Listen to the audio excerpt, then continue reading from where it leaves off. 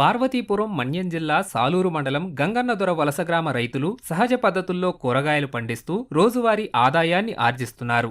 తమకున్న భూమిని బట్టి 10 సెంట్లు, 20 సెంట్లు అలా విభజించుకుని అన్ని రకాల కూరగాయలను సాగు చేస్తున్నారు. మిరప, బెండ, చిక్కుడు, వంగ, బీర వంటి పంటలు పండిస్తున్నారు. ఇంటి అవసరాలు పోను మిగతా వాటిని మార్కెట్లో అమ్ముకుంటున్నారు. సమీకృత వ్యవసాయ విభాగం అధికారుల ప్రోత్సాహంతో సేంద్రియ విధానాలను ఆచరిస్తూ మంచి దిగుబడులను తీస్తున్నామంటున్నారు. నేను ఒక 50 సెంట్లు వేసాము. ఇక్కడ 50 సెంట్లోనే మిరప, బెండ, చిక్కుడు, వంకాయ వేసాము. ఎరువు అయితే స్టార్టింగ్ ఉడిసిన కాడ నుండి గతమే. మరి ఇది ఆర్గానిక్స్ వేసాము.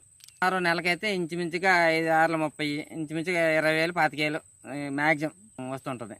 పక్క రైతులు కూడా మా దగ్గరికి కొనుక్కుంటారు కూరగాయ. మరి బయటికి మార్కెట్లోకి వెళ్ళట్లేదు. విత్తనాలు NSF నుండి మా సారు ఇచ్చారు. వాళ్ళు ఎప్పటికప్పుడు మాకు చూస్తూనే ఉంటారు.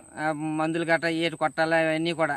అగ్రికల్చర్ నుంచి వచ్చి మాకు విత్తనాలు ఇవ్వడం జరిగింది. చిక్కుడు విత్తనాలు, బెండ ఇవన్నీ కూడా వాళ్ళు ఇచ్చారు. బయట కూరగాయలు కొనుక్కొని తింటే మరి అక్కడ ఎరువులు వేసి పండిస్తారు, అనారోగ్యాలు పాలవుతామని చెప్పి ఇలా మరి ఇక్కడ సొంత భూమిలోనే మాకు నీరు ఫెసిలిటీ అంతా బాగానే ఉంది.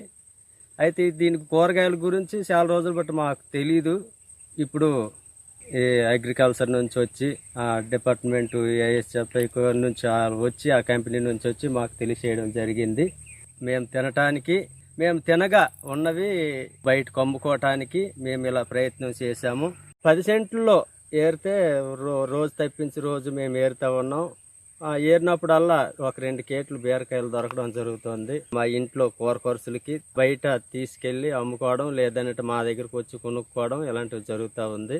అలాగే మరి బెండ పొదలు ఒక 10 సెంట్లు వేసాము. ఆ బెండ చెట్ల నుంచి కూడా 10-20 కేజీల దగ్గర అవి కూడా వస్తున్నాయి. 1 కేజీ దాటే వస్తున్నాయి అవి కూడా. అలాగే చిక్కుడు బోదలు కూడా ఒక 10 సెంట్లు వేయడం జరిగింది. ప్రతి నెల ఆదాయం దగ్గర ఇంచుమించు ఒక 17-18 వేలు, ఇంచుమించు 20 వేలు వరకు మాకు వస్తుంది. మార్కెట్ చాలా దూరం అండి. ఇక్కడ నుంచి రాంభద్రపురం తీసుకెళ్ళి అమ్మాలి. ఇక్కడ నుంచి కనీసం 30 కిలోమీటర్లు మేము వెళ్ళాలి. దగ్గరలో సాలూరులోనంటే మనం తీసుకెళ్ళగల సెలవు. 70 సెంట్ల పొలము, మిరపకాయలు, వంకాయలు, చిక్కుడుకాయలు వేసామండి. తెల్లవారు 6ంటికి వచ్చి గాబు, గొప్పు అవన్నీ చేస్తామండి. 4 రోజుల కోసిట్టు మిరపకాయలు ఏరుతామండి. ఒక 40 కేజీలు, 60 కేజీలు దొరుకుతాయండి. అలాగా బెండకాయలు, చిక్కుడుకాయలు అవి అలాగా మా ఇంటి ఖర్చుకి పోగా అలాగ కొంచెం ఇంటికి ఇబ్బంది లేకుండా తింటామండి. గిరిజన రైతులకు చేయూతనందిస్తూ వారి ఆర్థికాభివృద్ధికి సహకరిస్తున్నారు సమీకృత వ్యవసాయ విభాగం అధికారులు. ఇప్పటికే పెరటికోళ్ల పెంపకం ద్వారా సహకారాన్ని అందించామని, కూరగాయల పెంపకంపైన రైతులకు తోడ్పాటునందిస్తున్నామని అంటున్నారు. ఈ గిరిజన గ్రామాల్లో సుమారు 7 సంవత్సరాల నుంచి ఇక్కడ చేస్తున్నాం. అలాగే మనం ఇక్కడ పెరటికోళ్ళు ఇచ్చాం, అలాగే కూరగాయలు కూడా ఇచ్చాము. ఈ IFC ద్వారా మనం నారులు ఇచ్చి వీళ్ళకి పెంచి వీళ్ళకేమో బెడ్స్ మీద వేసి ఆర్గానిక్ ద్వారా కూరగాయలు పండిస్తున్నారు. వీళ్ళకి ఇది ఒక అదనంగా వరితో సమానంగా ఇది అదనంగా ఆదాయం కలిగిస్తున్నది. అలాగే వీళ్ళు తింటున్నారు, వీళ్ళు కూడా అదనంగా అమ్ముకొని డబ్బులు వస్తున్నాయి. గ్రామంలో కూడా ఈ కూరగాయలు అమ్ముతున్నారు. ఇదంతా ఆర్గానిక్ పండించారండి, ఎరువులు లేకుండా పెంట గత్తము FIM ద్వారా పండిస్తున్నారు. సాలూరు మండలంలోనే ఒక 10-15 మంది దాకా చేయించామండి.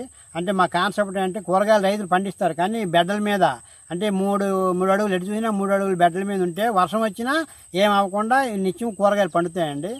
మా వ్యవసాయ విధానం ద్వారా నిత్యం కూరగాయలు పండినట్టుగా ఏ నారు కావాలన్నా లేకపోతే ఏ విత్తనం కూరగాయలు కావాలన్నా మేము సప్లై చేస్తామండి ఫ్రీగా.